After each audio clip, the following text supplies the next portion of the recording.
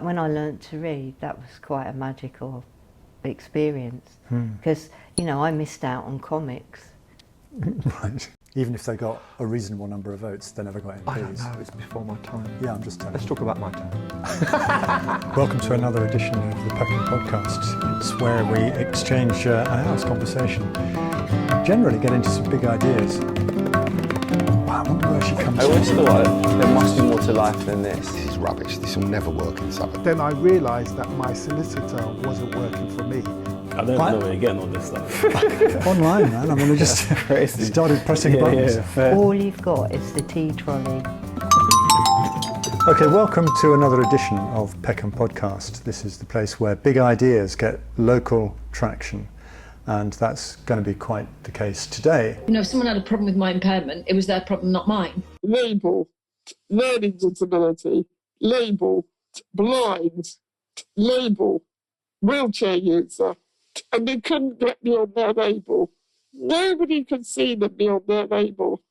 We've got two amazing disabled baronesses in life at the moment. Baroness Jane Campbell, who's a lifelong campaigner for disability rights a good while ago.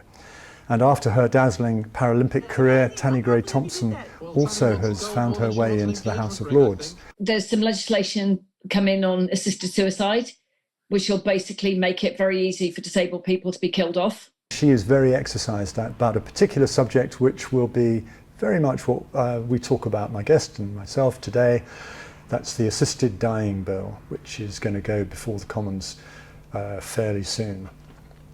So let me introduce my guest, Michelle, an outstanding artist and campaigner for mental health rights and disability rights. You've been doing that for a while, Michelle. So when would you say that all began? Well, it all began really when I was 9 years old. Oh my. Because I think one thing a lot of people don't realise is when you're disabled, society isn't ready for you. And as a dyslexic child who couldn't read and write, when I was 9, getting support or help, or even a diagnosis, was really crucial. So I couldn't read or write when I was 9. Had you not been diagnosed at that point? No, and dyslexia wasn't recognised as a disability until 1989. So I managed to get some support. I got a diagnosis in junior school, because luckily I had a teacher who recognised that there was something quite odd about my development. So I was up here on one level, but down here on another level. And so, because my parents were also very sort of bolshy and kind of going in and saying, what's going on, she can't read or write. Right. And I've got a school report that says, oh, perhaps Michelle's parents could do more at home. And when you read that, your blood just boils, because like my dad would go out and buy things that he thought that if he bought this thing, I would learn to read, because he was just trying his hardest, right? And it didn't work, because I needed a different sort of technique to learn to read.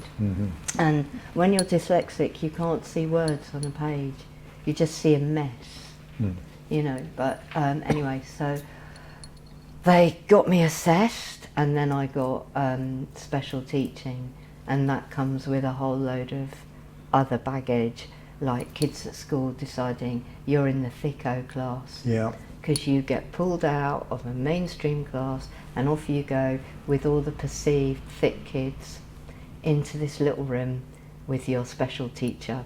And in those days it was all called special needs. Anyway, so I went from there to secondary school, and I went to the worst secondary school in the area, but anyway, that aside, they decided they didn't agree that dyslexia existed. So for the first year of my secondary school, I didn't have any support. So I had to campaign. So not only was I in this brand new school with all these kids I didn't know, but I then had to campaign with my parents to get my teacher. And my teacher, she was brilliant. She was called Mrs. Marsh. She had a bicycle, and she was a bit like a kind version of the Wicked Witch of the West from The Wizard of Oz, right? And she was like, we'll get there, you know, and she worked for the local education authority. So after a year, she was allowed in, but I got taken out of French. So I didn't do French. So instead of French, I could do my special needs dyslexia classes. You got taken out of French because that was a way of slotting in this other work? Yeah, so I missed out on that. And there was also in my infant school, my infant and junior school, they complained because I was learning Hebrew and that Hebrew was backwards, and therefore that's why I couldn't read and write, because my family had two languages, and it's like, that is well known to be total and utter, just awful, disgusting. And so there were lots of these complications, and I think when you're a kid like that, you have to be really resilient. Yeah. You have to have a shell like a tortoise on your back all the time, because you've got many obstacles. And the verbals are coming at you regularly. Yeah, whether it's from teachers, whether it's from non-believers, you know, because dyslexia, it's like, oh, you're just lazy. The reason why you can't, you know, and it's like, what people don't know about dyslexia is actually people who are dyslexia have audio deficits. So, like, so the word propaganda, I couldn't say because I can't hear it. I don't hear the full range of sounds that everybody else hears. Is that right? Yeah. What bits, have you worked out what bits of propaganda you don't hear? No, because now I've learnt how to say it. Right, but, you know, it took a long time. It took years. So it was just a string of some noises and some gaps? Yeah, so you don't have those audio sounds that everybody else has. And I think now, if I'm correct, and I might be wrong, that they've started trying to do music therapy with people with dyslexia to try and improve, because you can grow things in the brain. The brain's quite plastic, it can grow. To try and improve the range of sounds that people can hear. You know, so there's a deficit in that hearing, which of course people think it's about reading and writing, but they don't understand that's all connected with what you hear. So, I mean, I was trying to spell, what was I trying to spell the other day? Amazing. And I couldn't get the first two letters at all. I couldn't work them out. There's no way. And so spell check can't do it. You know, none of these things can actually do it, because you need a human being. Because the perception of how you think and operate is perceived in some weird window about what happens at the end, rather than why do you not function the same way as other people? You know, and also visually, when I look, like I say, when I look at pages, everything gets jumbled. So when I learnt to read, I had a blank page with a hole in it, and I would do one word at a time, so that I only saw that word. Right. So that my eyes couldn't not find a place to rest, right, kind of thing, because that's what happens. Your eyes just jumble it all up. And that's quite difficult, I think, for other people to understand. So your reading ability, as it were, has that changed a lot over the years? Or are you more or less always where you found yourself? No, it's improved a lot over the years, you know. I mean, I couldn't, like when I learnt to read, that was quite a magical experience, because, you know, I missed out on comics. Right. Lots of people will talk about... You could still have them, of course. I could have still had them, but I didn't enjoy them. Right. What age were you when you learnt to read them? I was about 9, 10, you know, so... And it opened up a whole doorway, and I got into sort of the magic faraway tree and things like that that were quite fantasy. And maybe because I quite... And I still like fantasy and science fiction. I mean, I tried to read Isaac Asimov when I was about 11, I, Robot or something. That wasn't a great success. That was really too much, you know. But you have to take it at stages and do blocks. So even now when I read, I have to, you know, be a bit, make space to do that, not have any distractions in the room, actually, no, I've got the time to read this fully, because I might still not be able to work out what a word is. Like the word eunuch. The word eunuch is, you have to learn it, you can't read that, you know. So when I was young and being a feminist, whatever, or learning about feminism, picking up Germaine's Greer book, Eunuch, I couldn't read what it said. Right. You know, and I'm not going to go to the guy at the book counter and say, oh, what does that say? So I write it down and take it and find a friend to tell me, what does this word say?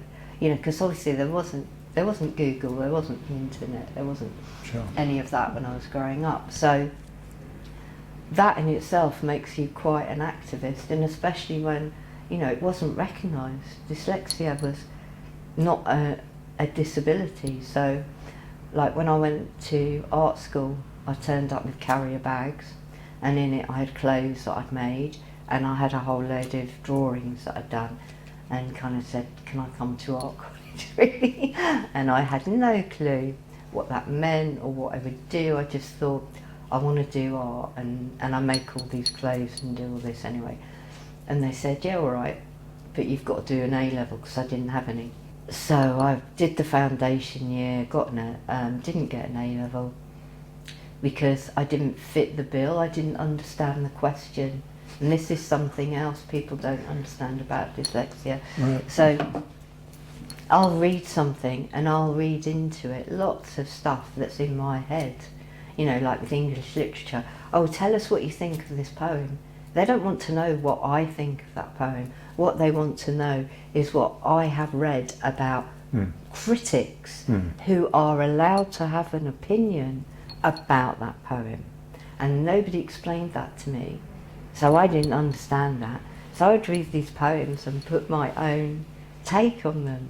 And of course that's a fail, you know, because that doesn't go along the lines of whoever it is who's renowned, who you're meant to quote. Yeah, but of course logically it's exactly what Logically, people should be looking that's for. what they're asking me. A genuine in my response. Head, yeah. And of course, so that's a fail, you know, and all sorts of things like that. So I have to be explained to things as if I'm a monkey. I have to be able to copy things in order to learn how to do things. And I don't think that's really understood. You know, I can't go to a class where somebody talks at you and gives you some ethereal message and expects you to do it. I should just add that you are Michelle Baharier, FRSA, aren't you? Yeah. Which is, well, tell us exactly what that is. It's a fellow of the Royal Society of Arts, yeah. Yeah. And when was this honour, as it were, given to you? Oh, when I was running Cool Town in, gosh, I don't remember, maybe around 2012 or 13 or something. So maybe a bit earlier than that, actually. A good while ago, actually. Yeah, a long while ago, yeah. And do they say this is in recognition of? They don't actually, and in a way, I suppose for me, more importantly, is being an enemy of the slave, and recognition of artistic practice, whereas FRSA is, I'm not really sure of its overall intention. You know, it's I find it quite a difficult institution. I don't find the Slade easy either, but it's another matter. Right. Why so with the Slade, for example?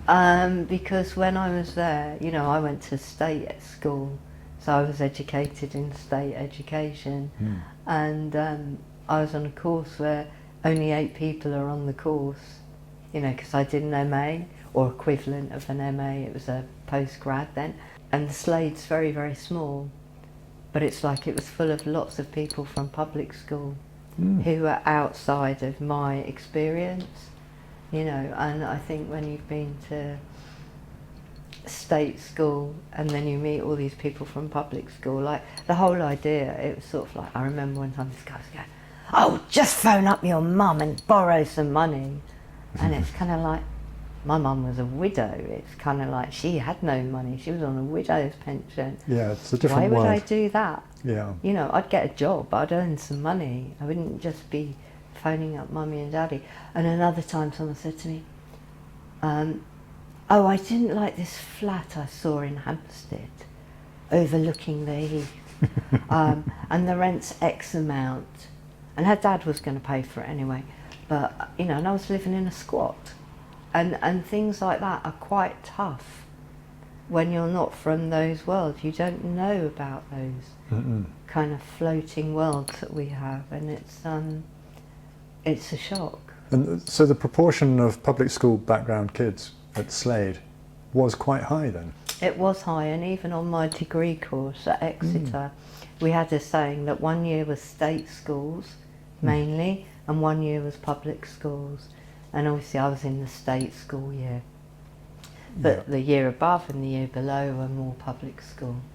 How interesting. And, you know, and I think the arts is very high for that. And so it's much more difficult, I think, and that's not recognised. Tell us a little bit about your artistic expression. Where does it come from? What are you reaching for? Gosh, I'd love to change the world that we live in.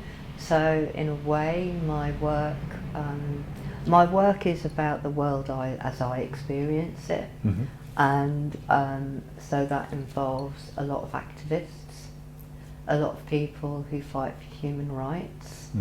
It involves women's voices. You know, like I've got a big painting of Medusa, just her head. That's in honour of the Women Life Freedom movement, which I feel so strongly about. And there's no recognition of from our politicians or our society. And also disabled people like myself, you know, who fought for disabled people's rights, because I've been involved with disability politics on a wider level since the mid-80s, and that was while I was at the Slade actually, because some people from the Slade squatted the diorama in Regent's Park. They got evicted, but never mind. But then a disability arts movement grew in that diorama.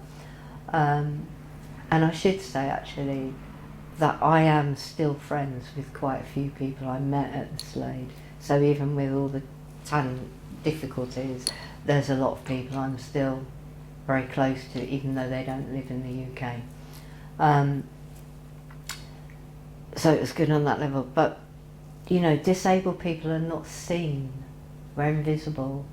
And it's sort of like, if you think of Roosevelt, he was in a wheelchair. However, he's not photographed in his wheelchair, because obviously they were really scared that if they showed him in his wheelchair, then he wouldn't win the election, because people would be prejudiced to him. And I've got a great aunt who lived till 111, and she was disabled. She wasn't quite born disabled, but at King's College Hospital they twisted her kneecap, gave her septicemia, and for some reason took out her hip sockets. And she met another woman when she was about 86 in King's who'd had the same doctor and had the same experience. And I always see people didn't sue people then. You know, you've got really working class family who left school, most of them would have left school at 12. You know, people, their education was learning to read or write and maybe an apprenticeship when they left school. But so anyway, I remember pushing her in her wheelchair when I was kind of quite young, and people would come up to me and say, "How is she?" And she'd go, "Oi, you, I've got a tongue in my head, you can talk to me." You know, so I kind of also grew up with a very feisty disabled great aunt, and she went to what was seen as a special school in those days, which taught her how to make clothes for rich people and all this sort of thing. Anyway, so she didn't get a job doing that. She got a job in the dry cleaners in Kennington, and earned her living, you know, and made clothes for us. So we always had her and my mum, because she taught my mum, and my mum worked for a German fashion designer for a time. So we grew up kind of making things and making clothes, but my mum would get all the cabbage. The cabbage is all the leftover material. Right. So, you know, I had purple wet look hot pants when I was about 7, and I could get the material off, I can't remember what her name was, I can't remember the designer, but she'd let me go in and choose all the leftover fabrics. Plus I had another aunt who worked at the London Palladium as a costume designer, and she had a little bed sit up in Covent Garden, and we'd go there and she'd have all these fabrics and we could go and choose from the fabrics. You've got some very powerful ladies around you in life. Yeah, and also really creative and really into like just letting you play. I mean, it's like at home in our toilet, we didn't have any wallpaper or anything on the toilet. We were allowed to draw on the wall and scribble on the wall and do whatever we wanted, and then we paint it over and start again. Nice. You know, so we had areas that we could mess up.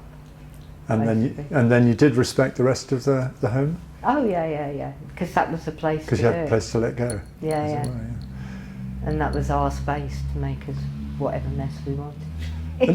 and so you worked with cabbage and colour, obviously very much, you're a colourist kind of person. Yeah. You paint. Do you draw? Do you use charcoal? Oh, I do draw and I do use charcoal. So actually all my paintings have got charcoal drawings underneath them. And printmaking, do you go there? Oh, I'd love to. I used to, but printmaking needs a lot of facilities. It does. Like I'd love to do a lot of etching, because I actually used to do colour plate etching when I was at college. You know, but you can't really have acid at home, can you? It's a bit of a risk. Bit careful, yeah. And even when I was teaching at Morley College, someone didn't put on goggles when they were putting something into the acid, and they got a drop in their eyes. You know, and that's tragic. And it was their fault because they hadn't put on the health and safety gear. Right. And you know, that's something you really have to learn when you're an artist. Yes. Is check out your own health and safety. Yeah, you're not playing, are you, when you go into that particular territory? No, and not even with painting. You know, there's smells, there's chemical smells, toxic there's chemicals, different varnishes, whether Yeah. you choose oil, whether you choose acrylic, they've all got those You need things. to air the working space that you're spending a lot of time in. Yeah, but I mean, a lot of the people I paint, or the subjects I paint, or the stories I tell, like I've done one painting the other year, which was all of the people after Misha Amani was murdered by the IRGC. I actually followed a whole load of the young people who then got killed. The youngest person was 11. And I put them all into a painting with her in the middle, you know, because one of the things when I was reading about their campaign was they wanted people to actually say their names, and it's just so horrendous, you know. And then there's people I paint like Jess Thom, who lives here in Peckham. She lives where the Warmer Castle used to be, and she runs Tourette's Hero, but she's just such a good-hearted person. Like during the pandemic, I couldn't do shopping, and my partner got COVID quite early on, but also I've got a spinal injury, so I can't carry things.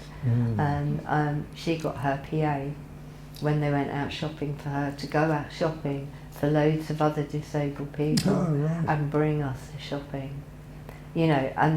And that's the sort of thing that I don't think would happen necessarily in a wider community. It would happen in a different way. Yes. She also sourced toilet paper that we didn't have to pay for. She sourced eggs. She got things donated so that people didn't have to rely on the government package. Donated by whom? From? By manufacturers. Right, okay. For people. So it's like one of my friends, he rang me up and he's disabled. So the government package turned up and he's a vegan with corned beef, spam, everything was tinned, and it's like doesn't eat any of this food, you know, and no problem. Her crew sorted, get him some food. Do you know what I mean? And it's kind of like that sort of, and she put a call out on Facebook to people who needed help. You know, and I think those sort of people within the disabled community don't think about what do I have to do this, they just do it because it's a necessity. And I think, you know, like Jane, Baroness Jane Campbell, when I met her, she couldn't read or write till she was 16. because the school she got sent to weren't concerned with teaching her to read and write. School was a glorious name. The School for the Fragile and the Crippled. Oh, is that what it was called? Yeah. Great name, yeah. And just to put you in a box. yeah, and it's like, you know, I couldn't do what she does, read policies. I'd be sort of like, they're trying to invert my brain to do this, because just the amount of patience and also the amount of clarity if you're writing a policy. I must admit I enjoyed making a film with Jane via 3 disabled adults with whom I'd done filmmaking for about 10 or 12 years. And they were wanting to do one more documentary. And this time, instead of reflecting on their own lives, they looked out at the world around them in terms of disability. And we got in touch with Baroness Campbell, and she agreed to take part. Hello, how lovely to see you. Troy had a big accident, had an epileptic seizure, and broke his back. Oh, that's a bit of a bummer. That would sum it up nicely. Life sucks sometimes. I'm nothing without you, so I need your inspiration and your enthusiasm and your engagement, because, you know, we're only powerful if we're speaking with one voice. So we were able to weave her story in amongst the interviews that the 3 people that I was working with obtained. We also filmed with Tanny, whom I'd met 20 odd years before. It is a privilege to be involved in something that I love as a second career, but also to kind of try and change things. You know, I've got lots of views on how disabled people are treated, you know, and I don't think it's anywhere near as good as it should be. So, you know, those are the things that I try and change with the work that I do in the House of Lords. So there are some wonderful disabled people, and they're obviously disabled, Jane increasingly so because of her health. Yeah. Whereas you are not obviously disabled, and I imagine that's been a factor in life for you at times. Oh, totally. You get the thing where sometimes you might feel, what's the word? Can't think of it. Where, are you really disabled? Yeah. Because of other people's take, but also there's so much negativity, especially when I was younger, around dyslexia. You know, that you're just lazy or you're stupid. Does that leave you vulnerable to depressions? Does that become a factor? Totally, yeah, because it's a form of bullying. Yeah, very much. You know, and that people don't believe you, people don't trust you. So you have to be really strong in terms of, no, that's not the case actually. You know, I'm not lazy and I'm not stupid. So believing in yourself, and as you're growing up, you're learning about that. You know, we don't grow up believing in ourselves straight away, do we? Because we're learning, we're finding how to do things. And quite often you'll say to people, well, I'm disabled. And they'll look at you and go, well, what's disabled about you then? And they'll be quite rude about it. Yeah. You know, and also one of the things you don't have, like I wasn't actually given my diagnosis, I was just told I was dyslexic. So I wasn't actually given the document. Right. You probably are now, but back in the day you weren't. It was all kept with the school psychologist, and I remember phoning up sort of the education authority, and I was about 19 or something. I needed to know something, and they were like, oh, she's retired, you can't have any, there's no copies of the notes, there's no nothing, you know. So then you have to get re-diagnosed. And I imagine you're not very good at being dismissed like that. well, not always, no, but sometimes you know when that is the end of the door. Right. And maybe sometimes in my youth I've taken on fights I can't win, you know, and there's certain things I really can't do. Like, I will go blank, and this is something that's really dyslexic. So I can't do dates. Dates I will get completely wrong all of the time. But you turned up here today. Oh yeah, because I've got a system, you know, for appointments and things like that. But if you were to ask me in 3 years' time, oh, what year did we do that in? I would probably give you completely the wrong date and time, and you think, oh, she's a bit whatever. But that's a real problem, because our society doesn't understand when people blank out about things, and there's things that will completely blank from my memory, and people will ask me, and I just won't know why I did something, and then 3 years later that memory will come back to me and I'll know exactly why I did this thing wrong, by which time it's too late. And that gets a lot of dyslexic people into trouble, because dyslexic people get accused of lying when they're not lying. So dyslexia is far more than just letters flying about. Totally.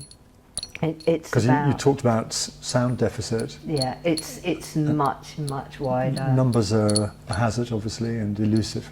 Yeah, and also kind of like reading a map can be incredibly difficult, because left and right are difficult. And I mean, even like when I was growing up, tying up a shoelace was really difficult. And we didn't have Velcro shoes when I was a kid. No. So you either had to have a buckle or a zip or a lace, and most things were laces. Your plinsolls were laces, your everything.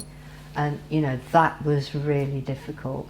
And I've done quite a lot of work with disabled people, other disabled people, and people with other disabilities. And time again, you know, I'll be with a group of young people and I'll go, tying up my shoelaces. Because people like shoelaces, because you can have different colours and choose your own, but also they're almost a symbol of independence. You know, that you can do it, because it's an achievement and it's about your appearance as well, and having that choice. And I think, you know, that's such a simple thing that most people probably just don't even think about it.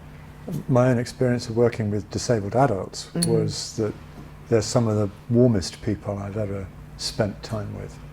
They were needy on a physical level because they had, you know, proper, easily to identify physical disabilities, and some degree, very varied, but degrees of intellectual impairment.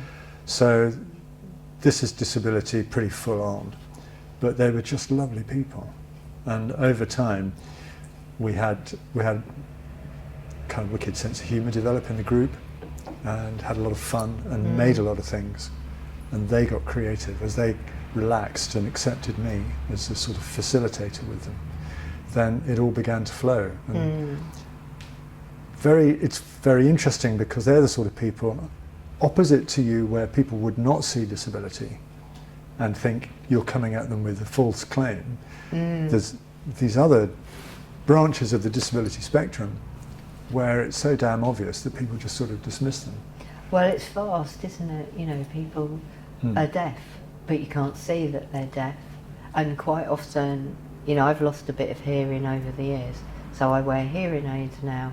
And one thing I really notice is how isolating that can be, and how dangerous. So we've got all these electric scooters and electric bikes, can't hear them. Yeah. And they're really dangerous. They are. And you know, and then there's the floating bus stop, and it's like that has to be basically bombed because they're so dangerous. A visually impaired person can get off the bus, not know what they are, and get hit. Yeah. You know, it's appalling. Or a frail older person, you know. But one thing I need to say about my dyslexia was I got my doctor's records in 1999 sent to me, and in them was a thing from my GP saying that I would have developed depression as I got older due to dyslexia. So it was like a predetermined medical sign, if you like, for them. And by the time I was 13, 14, I was on diazepam for mental health issues, which was horrible drug.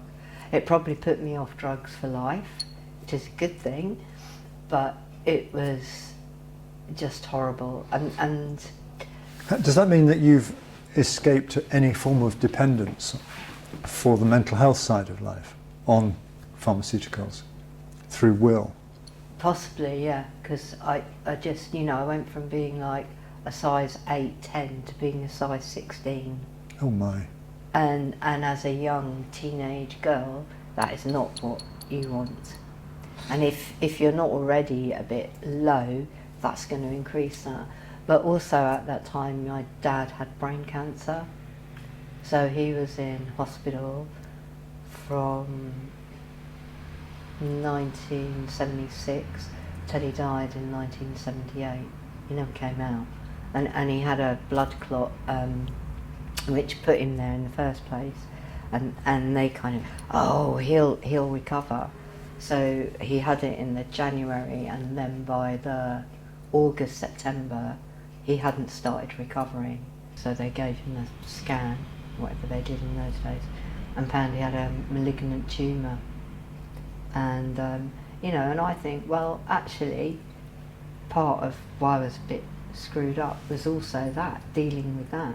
I was dealing with that. I was dealing with the school not believing dyslexia existed, and I can just see how all this is accumulating an energy that you then transmuted into positive, creative energy that built Cooltown, for example. Oh yeah. Where you attracted a large number of people to it and you. Well, I think when you have experiences like that, you don't necessarily sort of start off thinking, I'm going to campaign. No. You just do things because that's what seems necessary to do. Yeah. And I think a lot of other disabled people I know like me do that too. We started things because that's what we felt was needed. And, disabled people are the best people to design what we need because we know what we need. It's a bit like, we can offer you dragon and that will sort out your problems. It's like, actually, no it won't. Dragon is great for abled people who can read and write and spell, but for someone like me, you might as well give me a whole load of lead and drop me at the bottom of the sea. It doesn't work for me. I can't train it, I can't use it, And there isn't enough coming to disabled people and actually say, let's design services. But I mean, Cooltown is so needed now. That is tragic. Just for those that haven't heard of Cooltown, in one line, what was it? So Cooltown was an arts and mental health charity that facilitated people to do things at every level, whether that was volunteer, come and be an artist, come and do some cooking, and all the people who ran it also had mental health issues, and that was probably one of the biggest challenges. But and one of its great assets in a way, wasn't it? Yeah, because yeah. Everything was authentic that came through it. It was authentic, but it also meant people had gone through things and knew what it's like to be on benefits and to have to deal with all the baggage that comes with that. Know what it's like to have medication, know what it's like to have to deal with a community mental health team, know what it's like to be treated with dignity. Because yesterday I was reading that Liz Kendall? She wants work coaches to go into psychiatric hospitals to people who are very possibly sectioned, which means locked up against their will, to encourage them to go out and get a job. It's kind of like, well, if you're not already kind of toying with death's door, that's certainly going to send you over the edge. And, like one of the heartbreaking things for me is the Maudsley Hospital, for example, has taken away all of its occupational therapy. Do you know why? Either money or they decide no, not really, because I've been a bit, not running Cooltown, I'm a bit out of it, but that's the most disgusting thing. You've got people on wards, like what do you do on a ward? There's nothing. So if you haven't got the occupational therapist coming in to do some things with you, all you've got is the tea trolley when they bring round a cup of tea, and And that's just like, what are they doing? What are they even thinking? And who's designed that? That's not got user involvement, that's not got any input. I mean, you're in a waiting room for death, aren't you? Yeah, yeah. Or what? You know, it's vile, because when you have repetitive thoughts all of the time, and they're really negative, you need something to be able to have a break from those repetitive thoughts. Take you out of your head. Yeah, you need to be able to have a rest from that.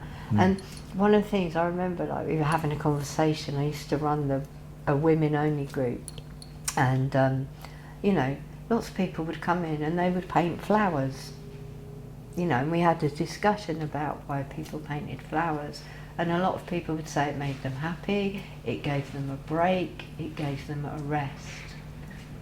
And actually, what I think art does is, I think art unpicks your brain and rebuilds it. So if you're a little kid, learning to play is one of the most important things, because you can become absorbed in it and shut out the rest of the noise. And we live in a horrendously noisy world.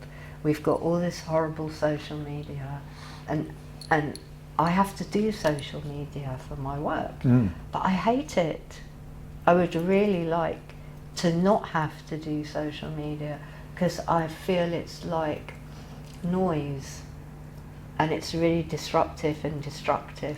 Except if it's positive energy, then I think it's very hard. It can go somewhere useful, can't it? Yeah, it should, but I think it's really hard at the moment to find positive social media, and to know whether anything's true or false, or, you know, it's like, I'd much rather go back to Senate House, to the library, to look something up in a book that somebody else has had to read and accredit that this person actually has researched this and actually does know their stuff. Whereas at the moment you've got all this stuff on social media, and it's like, I can do it on my Photoshop program, which I haven't got Photoshop, but anyway, I don't know if we get done for copyright, but you know, I've got a program where I can manipulate images and I can make up any history I want. But the problem with that is it then gives all these false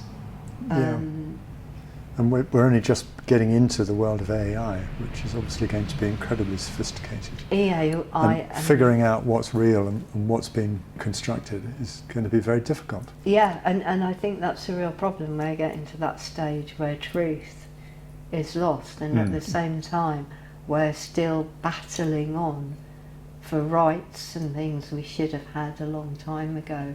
You know, everybody should be equal. Let's move into this territory of the assisted dying issue, which is current as we record this. What's your first thought when you hear that phrase and that political proposition? My first thought is my dad, because he had brain cancer, and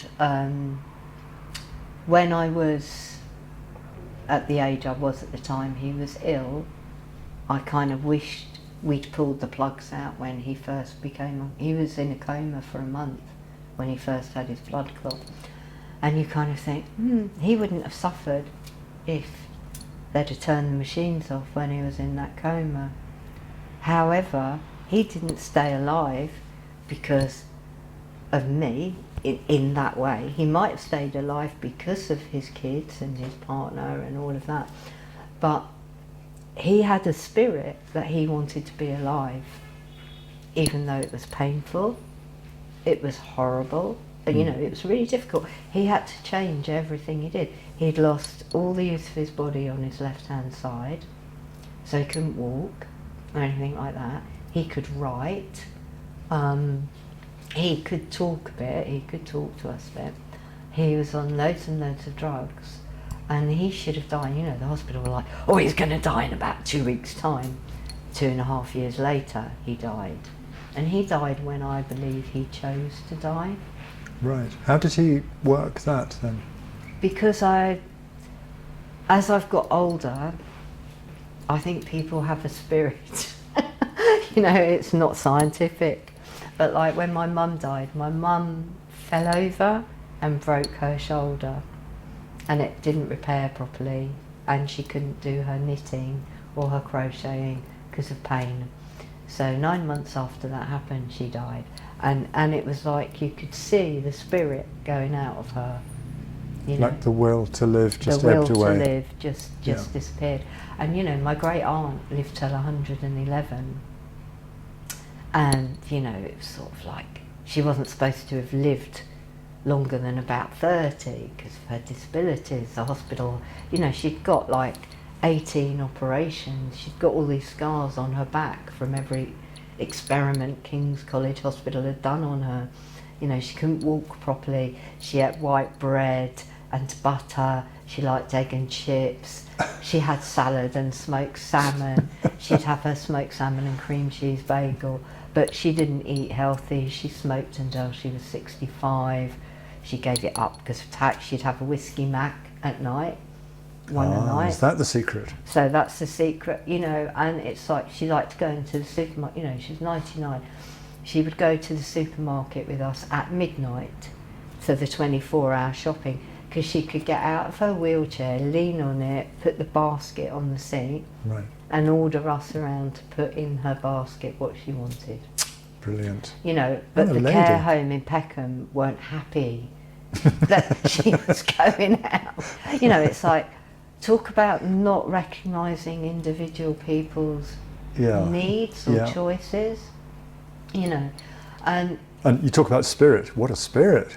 she had an amazing spirit, you know. And I mean, it's like my cousin was gay, and it's like, and I said to him, just tell her you're gay, she's your grandmother, tell her, you know, she won't care. And he goes, but she will, she said, no, tell her. And she goes, yeah, all right then, where are we going? And off she goes to the Vauxhall Tavern. Do you know what I mean? Because she had experienced life. And the older you get, the younger people don't know you've experienced life. Exactly. In any way, shape or form. So they just see you as whatever, and you don't see you like that. You see yourself as this 13-year-old who likes doing this or whatever. And I think there isn't any acknowledgement of what that is. We don't really understand that. We don't. I remember I bumped into an oral history project in Cornwall, and the person running it put together primary school kids of about 10 with old age pensioners who were well past 60, and the young kids would interview the older people and be absolutely kind of open-mouthed, because these folk were quite lively, and they would say what kind of things they got up to at school and the kind of jip they gave their teachers. And so the kids started to see no difference, instead of looking at somebody who was a complete write-off, which is wonderful when that happens. That's breakthrough. But let's go back to that assisted dying proposition, because you've described it. It began with your father, in a sense. You could think of it starting there. Where does that lead you today?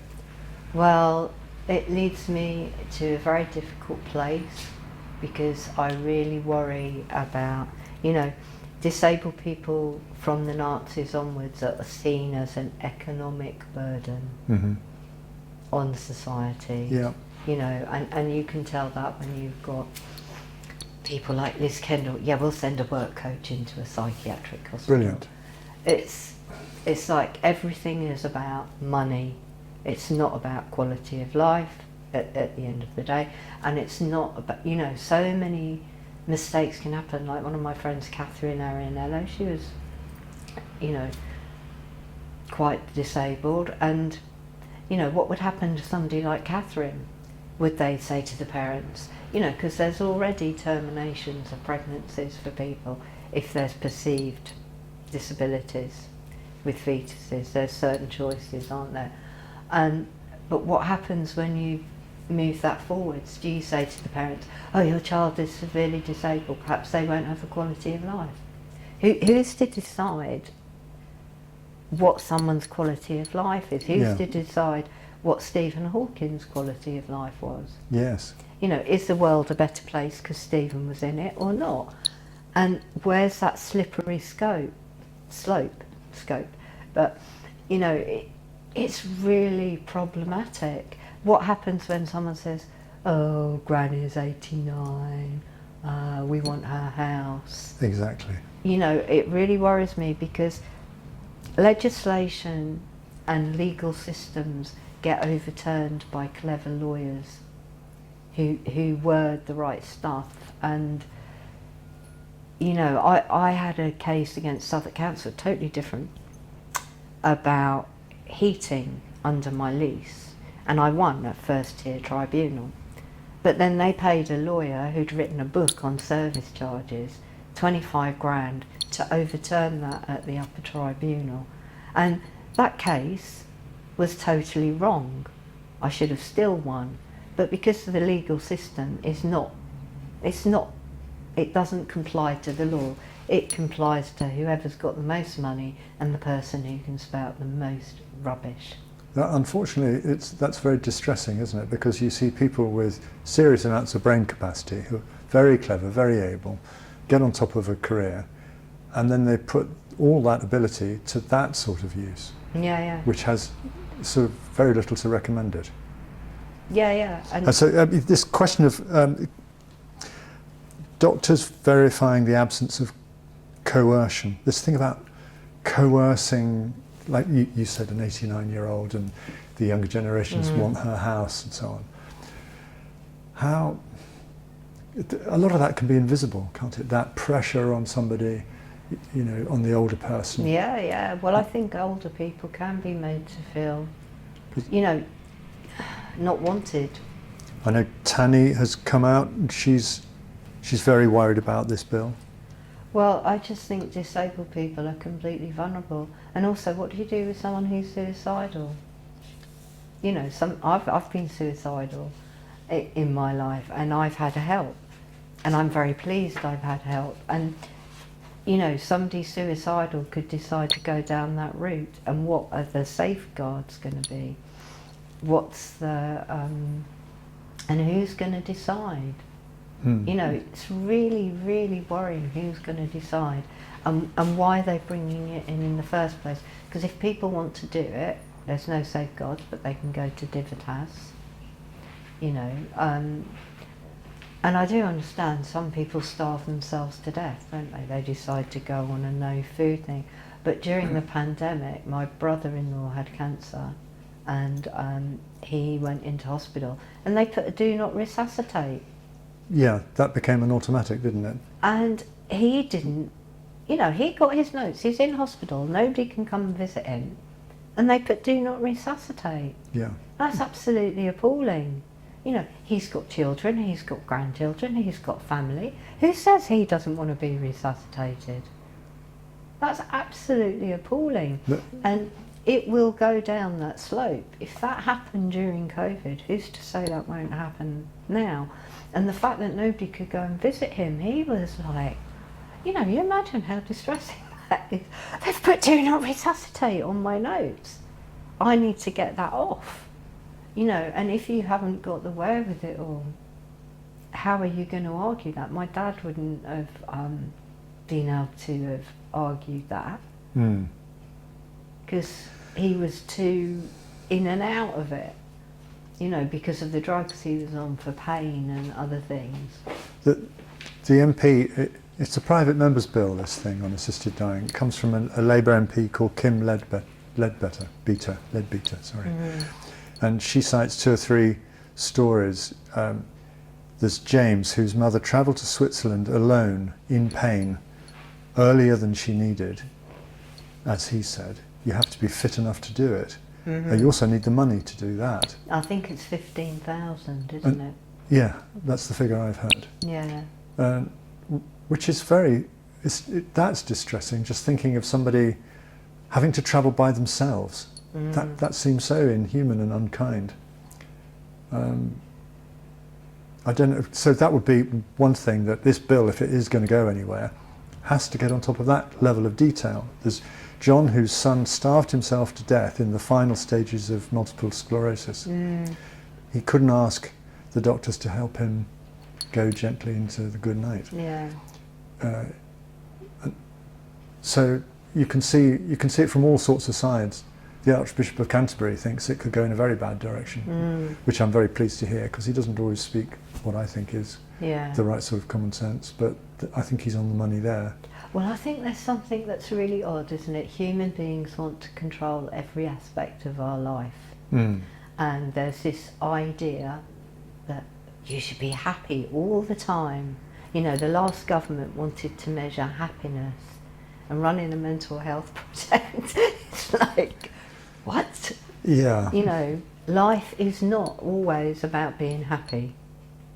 You know, and being someone who's been suicidal at times in my life and really like not wanting to be here, it's, in order to be part of life, you actually have to be unhappy and have uncomfortable experiences. And death isn't a comfortable experience. You know, watching my father die was not a comfortable experience. And like I say, as a kid, I was sort of like, oh, well, if we'd have turned off the machines, he wouldn't have gone through that pain. However, he must have wanted to be with us. You know, he must have wanted to fight for his life, to watch his kids grow up. And he couldn't necessarily articulate that. But we would go and visit him, we would have birthday parties in the hospital, other people would come to the hospital. Yeah, it was a strange life, because that's not how we perceive what we're supposed to be doing. But life isn't like that. Life is a bumpy road. Yeah. You know, every exactly. person you meet, you know, people might think, oh, here's, I don't know, the ideal nuclear family, and their life is happy all of the time. They don't have any problems. You know, they don't have a bill they can't pay, or one of their kids doesn't break their leg, or the cat doesn't die. Do you know what I mean? It's like, there seems to be this obsession, and I think you see it through social media as well, is people have to look a particular way all the time. They have to be happy all the time. Nobody talks about sort of negative things that happen. And behind every front door, there's negative things that happen.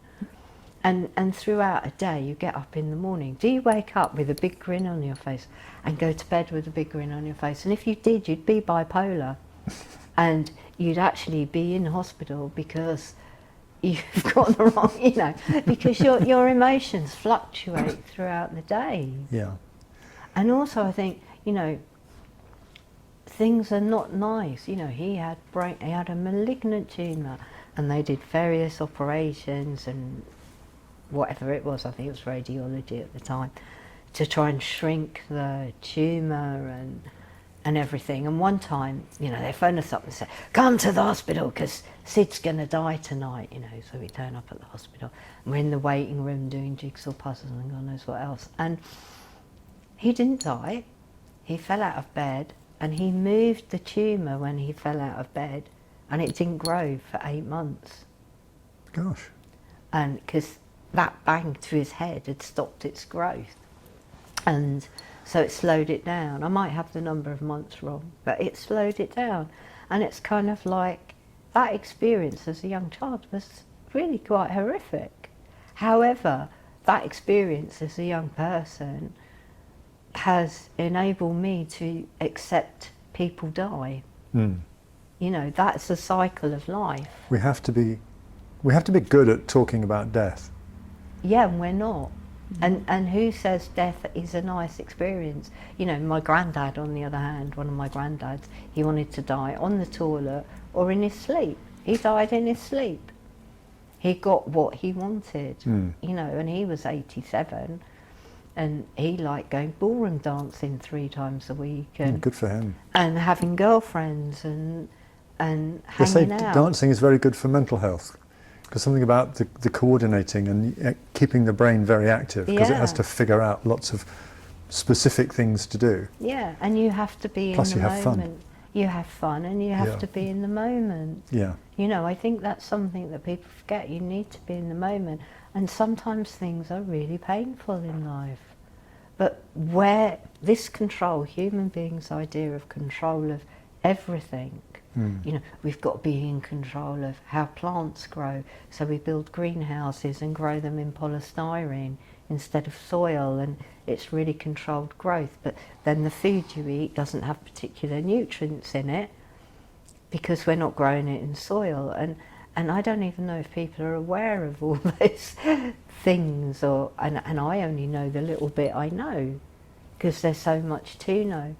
But I just really fear about a lot of women in particular being singled out, because a lot of women live longer, and you know, families don't necessarily, you know, when I was a kid, a lot of people's grandparents lived with them, you know, because that's how it was. Your grandparents lived with you till they died.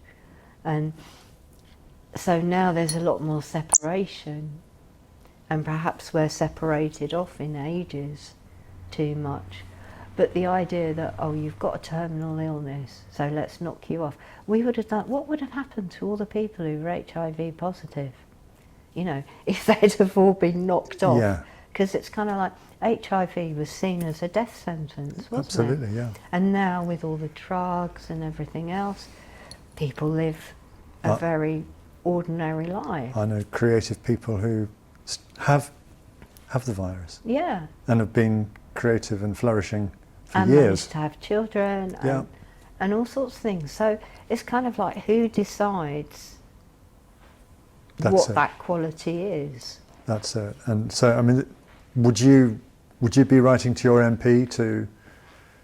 I've written to my MP, and I've actually been involved in things years ago. But about this subject? Yeah, right.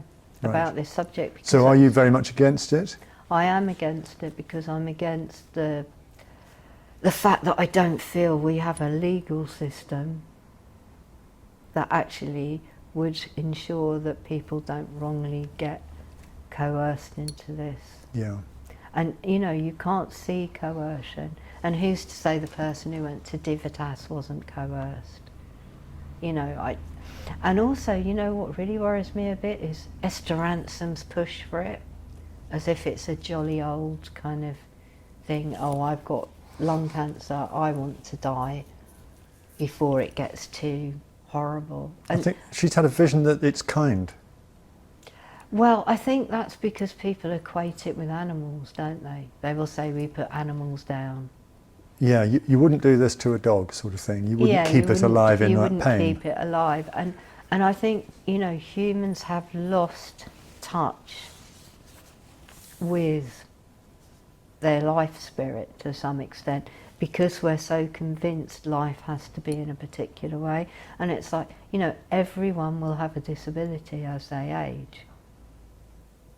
Now, who decides when that disability is too much? Or which ones are permissible. Which ones permissible. Yeah. And I do know, actually, I had a friend in Holland whose grandmother lost her sight, and she had fought, her father had fought for assisted dying in Holland, and she applied to do it because when she lost her sight, she didn't want to live anymore. And so she applied to do it, and they refused her. However, she died naturally about 6 months later. And I think, you know, there isn't enough understanding of something beyond what we can control. So it's almost like we want to control death. And let's not forget Logan's Run, you know, the book where you reach 21 and your barcode or diamond, whatever it is in your hand, starts blinking because you've got to go to the machine and drop dead. You know, that's the science fiction story, isn't it? And in a way it comes to that. Or does it end up as Soylent Green? That would be even worse, but, you know. So do you feel that the Western world is moving in that kind of dark direction? Mandating an end-of-life point? That might be a bit harsh. Good. Let's hope not. Yeah. But at the same time, it has been predicted that we will have that kind of system because people will live such a long life. You know, but I think people live long lives because something in them wants to. Well, you've got a way to go if you're going to emulate your fantastic great aunt of 111. And So- at times she would say things like, well, I'm not quite sure why this has happened, you know, I haven't got any brothers anymore, you know, and she didn't have my mum, who was her niece, and so she will have seen a hell of a lot. As have you. And Yeah. What's coming next for you, just to finish? Oh, what's coming next for me? I'm working with London Transport Museum, doing portraits of their staff who have fought for disabled people's rights within the organisation. And interestingly enough, Transport for London after World War I was supposed to, from a government directive, employ X amount of disabled people. Because obviously after World War I, lots of people were disabled. Yeah. But they didn't do it, and part of that was because they're supposed to employ disabled people, but there was no acknowledgement that they had to get them to work.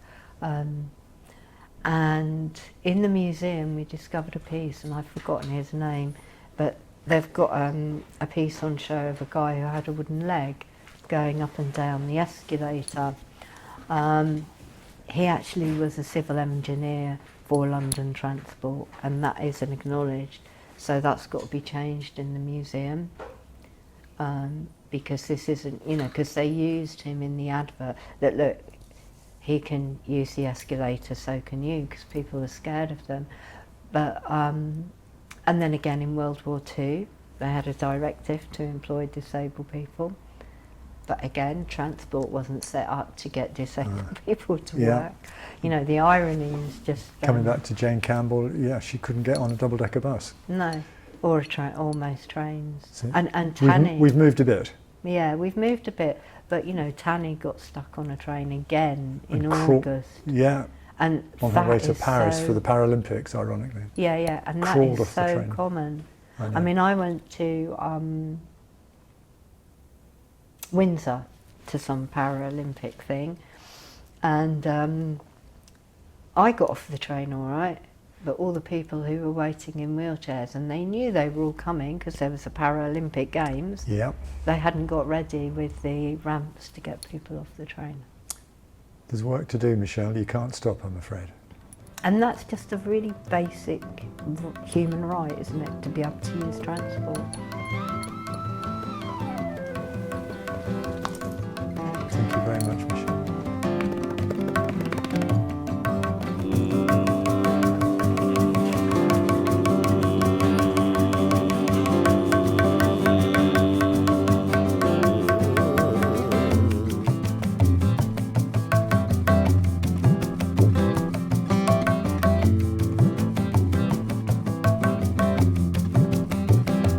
They all say I did all that I could, but there's this feeling I did less than I should.